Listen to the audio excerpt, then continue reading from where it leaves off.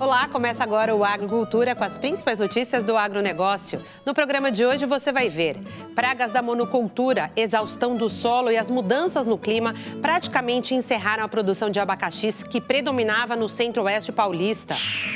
Para driblar os preços baixos, a agricultora capixaba transformou toda a produção do sítio em ingredientes para uma pequena agroindústria premiada pelo Sebrae.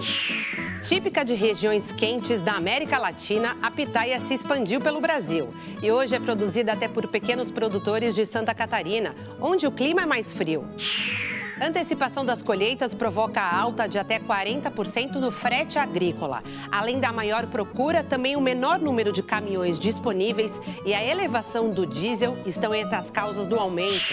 Mais de 100 comitivas e 2.000 animais muares chegam a Goiânia para um encontro anual de muladeiros. Evento procura manter a tradição do antigo meio de transporte que uniu o Brasil no passado. O Agricultura está começando.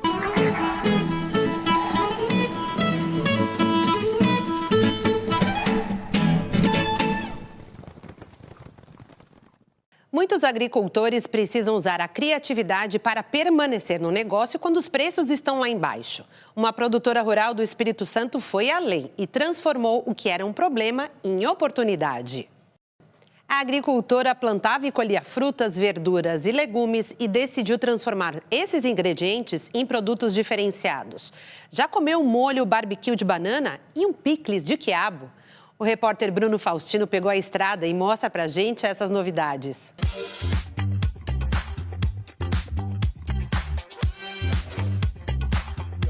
Dani Gurgel! Prazer te receber. Obrigado por todo o carinho e por nos receber tão bem. Que cheirinho bom! Cozinhar é mais que uma arte. É um dom da produtora rural Dani Gurgel. Eu tinha 8 anos, a minha mãe era diretora de uma escola, ela trabalhava o dia inteiro e eu precisava de cozinhar. A gente não tinha funcionário e ela deixava escrito para mim. Isso é uma carne de panela, isso é um bife. E aí eu fui aprendendo, desde nova eu cozinho, sempre gostei muito. Todas as meus grandes feitos nasceram de alguma dificuldade, porque é aqui na cozinha que eu me completo. A inspiração para criar receitas diferentes, super criativas, saborosas e pra lá de inovadoras sai do quintal de casa. Quem aí já experimentou um barbecue de banana? Banana? A gente tinha uma produção de banana sendo colhida, muitas bananas. Na primeira colheita foram 600 caixas de banana. E a caixa de banana foi comercializada a R$5, só que a gente tinha gastado 8. Eu falei, não, a banana vai ser a matéria-prima de algo que vai me dar dinheiro. E aí eu vim pra cozinha e falei, eu preciso criar algo que ninguém fez. Eu sou uma pessoa que eu como banana com tudo. A gastronomia capixaba tem a banana ligada. Eu falei, eu vou criar um molho de banana. Quando eu defumei a banana subiu de categoria. Eu falei assim, é isso. É um barbecue de banana, é um molho de banana defumado. Acertar o ponto, hein? Foi fácil? Não errei muito. A questão é que o primeiro eu fiz para ser um molho de pimenta. Ele existe. Meu molho de pimenta defumada, banana defumada, que é um molho que eu vendo em alguns eventos. Eu tirei um pouco da picância e acrescentei um pouco de tomate, porque no início era só banana. Mas a receita, as especiarias que eu uso, eu praticamente não mudei. Foi só um ajuste, mas eu não mudei muito.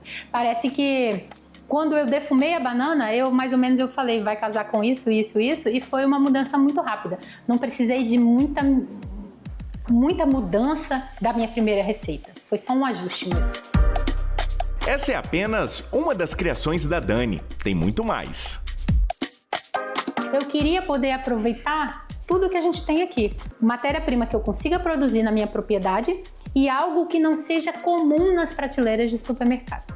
Esses são os dois pilares para eu pensar uma receita. Eu tenho no sítio e não tem muitas pessoas que vendem isso, ou algumas nem vendem. Um deles é o picles de quiabo. Agora eu descobri que tem uma fábrica que faz, mas quando eu comecei a fazer, eu nunca tinha visto. Eu fiz exatamente porque eu vendo quiabo. Às vezes o preço está legal e às vezes o preço está lá embaixo. A gente tem uma tradição, um produtor de quiabo. Eu queria mostrar isso, que Laranja da Terra produz quiabo. Foi quando eu tive a ideia do picles de quiabo. Viver do campo foi uma escolha da Dani e do marido Tiago. Juntos, eles transformaram a propriedade num negócio. A gente hoje já está praticamente em quase todos os municípios e a gente vende na internet, né? A gente já tem um e-commerce que está mandando pro Brasil todo. Eu consigo produzir a minha banana e chegar na mesa do consumidor final. Todo esse trabalho de empreendedorismo desenvolvido pela Dani ao longo dos anos rendeu a ela um reconhecimento, o Prêmio Sebrae Mulheres de Negócio. Foi um susto, assim, a gente não esperava, né? O barbecue, ele é, eu acho, o troféu de uma empresa que preza pelo meio ambiente, que preza pelo próximo, que preza pelo local, pelo sustentável. E eu acho que são todos esses pilares que a gente tem no Da Terra que me trouxeram esse prêmio.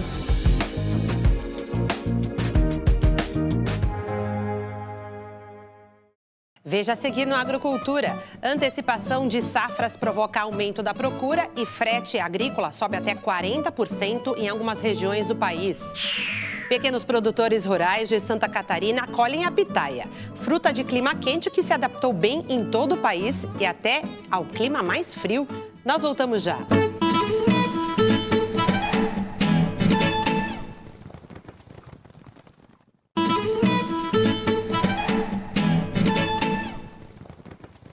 Confira agora as principais notícias do campo. A produção de café no Brasil está em fase decisiva, com os grãos passando pelos estágios finais de enchimento, maturação e colheita. Para mapear a evolução da safra 2024-2025, técnicos realizam desde o último dia 30 de março até o dia 12 de abril um amplo levantamento de dados em Minas Gerais, Bahia, Goiás, Espírito Santo e também no Rio de Janeiro. A ação integra o segundo levantamento da safra de café e conta com a participação de mais de 200 informantes, incluindo cooperativas agrícolas, produtores, empresas de assistência técnica, revendas de insumos e ainda consultorias especializadas. Os dados coletados devem refletir o impacto da bienalidade negativa, característica que influencia naturalmente a produtividade das lavouras de café. Um dos dados será o prejuízo nas lavouras, situação que já preocupa os cafeicultores, uma vez que nesta mesma época, em 2024, a saca do produto custava, em média, R$1.000. Já hoje, chega a R$2.500. Com o valor mais alto, a criminalidade começou a dar sinais de crescimento. Até o momento, não existe uma estatística específica sobre roubos e furtos nas lavouras, e esse é um dos pedidos dos produtores de café na zona rural de vários municípios no sul de Minas. Eles também pedem rondas policiais noturnas durante o período da colheita, que começa no fim do mês de abril. Mais de 2.000 animais muares, reunidos em 100 comitivas, chegam a Goiânia para encontro de muladeiros.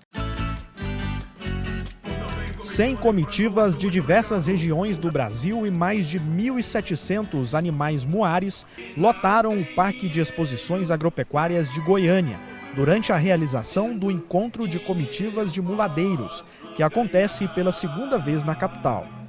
A Milene veio de Córrego do Ouro, município a 160 quilômetros de Goiânia. Já tem mais de 12 anos que a gente participa, que é a Muladeiros do Aragaia, lá de São Miguel. Um dos organizadores do encontro é o William Alves, conhecido no meio como Tio William.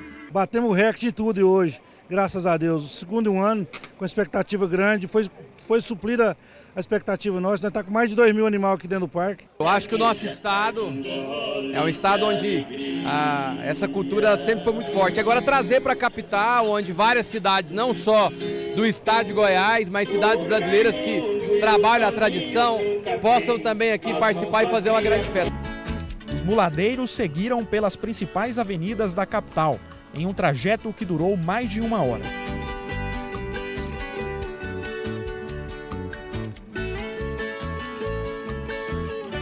Frete agrícola dispara até 40% com intensificação das safras. O aumento da demanda por fretes continua a impactar o transporte de produtos agropecuários no Brasil, conforme o último boletim logístico da Companhia Nacional de Abastecimento, a Conab. O relatório revela que o reajuste do diesel, a menor oferta de prestadores de serviço e a intensificação da colheita em diversos estados resultaram em elevação nas cotações do frete em várias regiões. Em Mato Grosso, o aumento nos custos começou no final de fevereiro, como a intensificação da colheita. No estado do Piauí, o frete subiu até 39% devido ao início antecipado da colheita da soja. Já no Maranhão, a alta foi de quase 27% na rota de Balsas, ao terminal portuário de São Luís. No estado do Paraná, o aumento foi de até 20% em Campo Mourão. Em São Paulo, os preços continuam altos devido à concorrência por caminhões com outras regiões produtoras. Veja agora outras notícias do campo. A pitaia é uma fruta típica da América Latina que gosta de calor. Apesar disso, se espalhou pelo Brasil e é produzida por pequenos produtores até em regiões de clima mais frio, como Santa Catarina. É aqui nesse terreno, no bairro Bela Aliança, onde ficam os 1.200 pés de pitaia cultivados pela dona Evanir, com a ajuda da família. A fruta desembarcou em Santa Catarina lá pelo ano de 2010 e 90% do que é produzido ainda vem do sul do estado. No Alto Vale, a Evanir trabalha com a pitaia há 6 anos e está entre os poucos que produzem essa fruta. Uma atividade que começou por acaso, sem nenhuma experiência no assunto. E agora eu percebo assim, ó, de que daquela época para cá, o quanto eu vou evoluindo, sabe? A gente está conseguindo evoluir bastante. O aprendizado, a experiência que a gente vai tendo, tanto com o cliente que nem planta, né, com a pitaia mesmo. Então, porque a gente não tinha experiência de nada, nem de venda, nem de cliente, de safra, de pitaia, nada, né? Por aqui, a maioria dos pés produz frutos de polpa branca, mas eles já trabalham com outras variedades conforme superam desafios e aumentam o conhecimento do manejo. Como aqui o sítio tinha só da branca, só uma qualidade, uma variedade que eles chamam, né? Aí eu fui vendo que nos YouTube, nos produtores de pitaia fora, lá para o Nordeste, para São Paulo, para lá, que se fizesse a polinização cruzada, ganharia no fruto, na qualidade do fruto. Aí onde eu fui atrás, né? E comecei, hoje eu estou com 8 variedades, que está começando a produzir já, né? Mas já está dando para ajudar a colher o pólen e fazer a polinização cruzada, né? E a produção da fruta vem crescendo aqui no estado, viu? Nesta safra, a expectativa é que sejam colhidas mais de 6.000 toneladas de pitaia, com uma movimentação financeira em torno de 14 milhões. A área de cultivo no estado já chega a 300 hectares e envolve cerca de 340 famílias. O cultivo exige muita atenção. Durante a florada, por exemplo, é preciso garantir a polinização das plantas. Muitos pensam que é só a época, né, da fruta, vir polinizar e depois colher. Não, a gente tem que estar direto aqui dentro. Dá aquela passada, porque entre safra a gente tem que estar limpando os pés, tem que estar desbrotando, tirando os caules mais velhos, né? Tem que estar olhando, formiga, insetos que vão, né, no pé, que acabam com o pé. A gente passa o caule hidratado entre safra para proteger mais o pé também dos insetos, das doenças, né? Tudo coisas que a gente foi pegando na internet, porque não tinha como a gente saber. Porque para cá era tudo uma fruta nova na época, né? A produção deve seguir por lá até o mês de maio. Vale lembrar que, além de muito saborosa, a pitaia tem alto valor nutricional e faz muito bem para a saúde. Fortalece imunidade, ossos, hidrata a pele, melhora a digestão e ajuda tanto a regular o açúcar no sangue quanto a diminuir o colesterol. Ela bem geladinha, ela é muito gostosa, sim. Então eu recomendo, tanto pelos benefícios, né? E é uma fruta que, depois é uma fruta que tu podes usar ela inteira. Sabe, tu não perde nada. Ela dá para fazer suco, dá para fazer geleia. Eu faço geleia, faço suco, faço sorvete, tudo dela. Então é só tirar, só perde isso aqui, ó. Essas, né? É a única coisa que se perde dela se a gente quiser, tá? Se quiser aproveitar, se aproveita toda. Veja a seguir no Agricultura. Município que já foi símbolo de produção de abacaxi no centro-oeste paulista vê a cultura desaparecer por problemas de solo, praga e mudanças no clima. Nós voltamos já.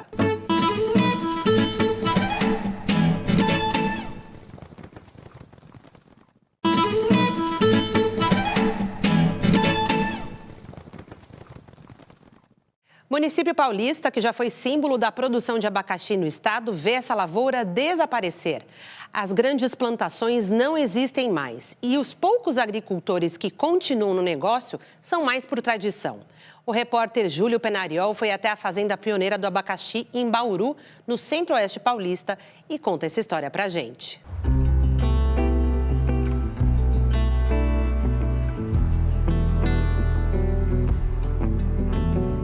Aos 69 anos, seu Armando Yoshiura repete o ritual que começou com o pai dele, seu Tetsuro, lá na década de 1960. Aliás, foi o patriarca quem iniciou o plantio do abacaxi em Bauru.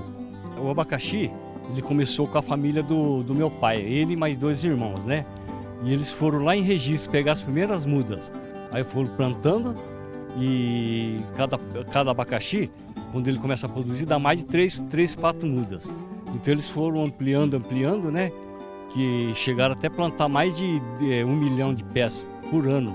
Formado em agronomia, seu Armando se juntou ao pai logo que saiu da faculdade em 1979. Aprendeu na prática os melhores manejos para uma cultura que se expandia pela zona rural da cidade. No auge, Bauru chegou a ter cerca de 15 milhões de pés de abacaxi e a produção daqui abastecia grandes centros, como São Paulo, e chegava até a países como Argentina e Uruguai. A facilidade daquela época para desmatar o cerrado, um solo rico em matéria orgânica, contribuiu para que os produtores colhessem safras bem fartas. Meu pai começou, só que ele tinha outro primo, né, que era do Oda também. Os dois começaram juntos também, né? No começo, na verdade, era melancia que eles começaram. Era bem famoso a melancia de Bauru, do Oda e do Yoshiura, né? Aí optaram pelo abacaxi. Então, aí muitos produtores que tinham em Bauru, que nunca tinham plantado abacaxi, começaram a plantar abacaxi. Mas se por muitos anos o abacaxi trouxe alegrias para os Yoshiura e os demais produtores bauruenses, os desafios também foram na mesma proporção. Já tivemos várias geadas, né? Porque quando cai a geada, queima as folhas do abacaxi, então dá um abacaxi pequeno. Se tiver saído a fruta, né, queima a fruta, já não produz mais nada. Fora isso, hoje em dia é problema de seca, né? A gente planta, não vem a chuva, então o pé não desenvolve, né? E a terra também a gente anda plantando várias vezes numa área, aí começa a pegar muita doença. Desanimado com a cultura, nos últimos anos, seu Armando vem gradativamente substituindo as áreas dedicadas ao abacaxi pela lavoura de soja, arrendamento para eucalipto e pastagem para o gado. Enquanto a cultura do abacaxi exige mão de obra pesada do início ao fim e demora cerca de 20 meses entre o plantio e a colheita da fruta, a soja é uma cultura totalmente mecanizada e muito mais rápida. Em apenas 4 meses, o produtor já consegue colher. E aí fica muito difícil para ele se manter na fruticultura diante de tantas facilidades proporcionadas pelo grão. A área pode ser maior, mas é tudo mecanizado. Você vai plantar, é plantadeira. Você vai passar o veneno, é pulverizador, vai com máquina. A colheita, tem colheitadeira que só vai um operador, né? Então tem essas vantagens, desvantagens. O abacaxi é muita mão de obra, que precisa encapar um por um, né? Para plantar é tudo plantio manual, que você faz o suco, tem que ir plantando na mão. A pessoa vai agachada plantando, né? E depois a única coisa que é mecanizado seria passar herbicida, veneno, né? E agora o abacaxi na colheita é um por um também. E não é mecanizado. E a família Yoshiura não está sozinha nesta mudança de rumo na agricultura.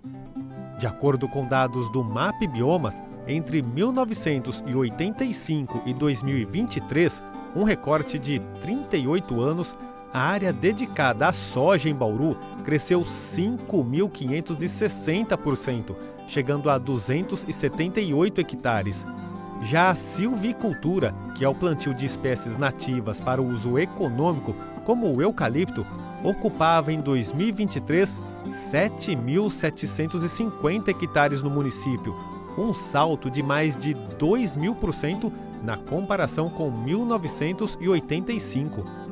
E as terras voltadas ao plantio de cana-de-açúcar também cresceram 256% nesse período, passando a ocupar 1.624 hectares em 2023. Hoje não há mais nenhum grande produtor de abacaxi no município. O próprio seu Armando tem apenas 2 pequenas áreas dedicadas à cultura. Uma delas com expectativa de colher cerca de 30 mil frutas a partir de abril.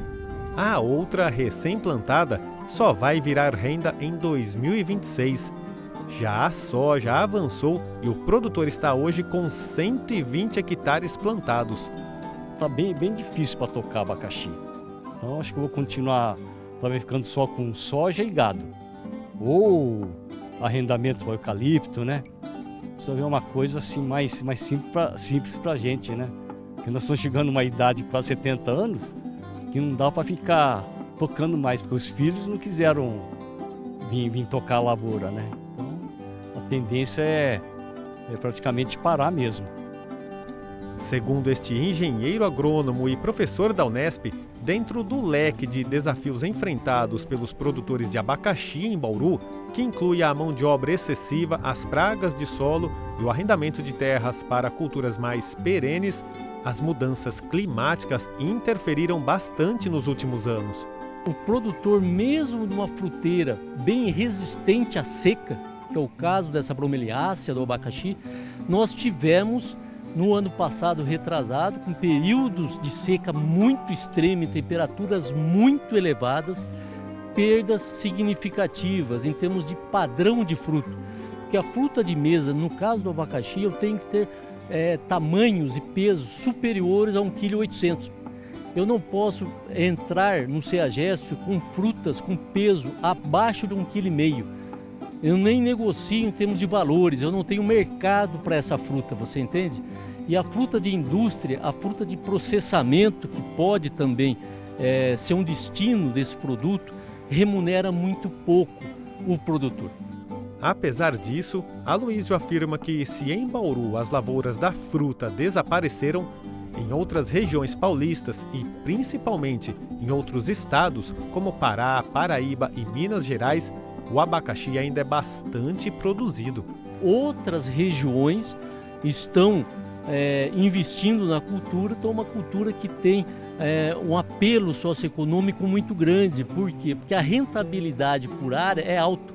Pra você ter uma noção, em 1 hectare, 10 mil metros quadrados, nós conseguimos plantar em torno de 30 mil mudas, com uma expectativa de colheita de 25 mil frutos comerciais, o que dá para um pequeno produtor, agricultura familiar, uma renda diferenciada. O investimento na fruta, segundo o engenheiro agrônomo, vem acompanhado de novas tecnologias, baseadas em pesquisas científicas que colaboram para o aumento da produtividade. Hoje o foco é redução de mão de obra. Então hoje na Costa Rica, que é o maior país produtor de abacaxi na América Central, existem grandes equipamentos que fazem a nutrição mineral via folha. São altos volumes que nós já estamos utilizando no Brasil. Tá? Então nós já temos isso na Paraíba, na Tocantins, no Pará. São grandes produtores, porque o investimento é razoável. Mas qual que é o objetivo? Evitar adubação via solo. Fazer tudo isso, né, via folha, com adubação foliar, né, para ter um maior aproveitamento da nutrição da planta, né, e diminuir muito a mão de obra. No caso do ensacamento, hoje nós estamos usando uma tela tipo Sombrite, que já foi testada, pesquisada, né, e já está sendo utilizada em condições comerciais. Hoje eu tenho que trabalhar a fruticultura, de um modo geral, não só o abacaxi, como uma empresa. É isso que eu falo para o agricultor familiar. Não, mas professor, eu vou plantar 1 hectare. 1 hectare é muita coisa. né? Então ele tem que ter um plano de negócio, ele tem que ter um projeto. Quando eu vou plantar, qual que é a melhor variedade, análise de solo, análise de nematóide, para que ele consiga ter sucesso e permanecer na atividade que a gente deseja. Seja dos Yoshiura ou de outros produtores, o importante é que o abacaxi continuará chegando à mesa dos brasileiros, inclusive dos bauruenses.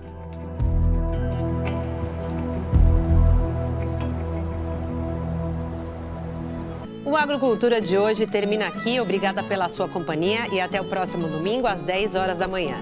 Uma ótima semana para todos.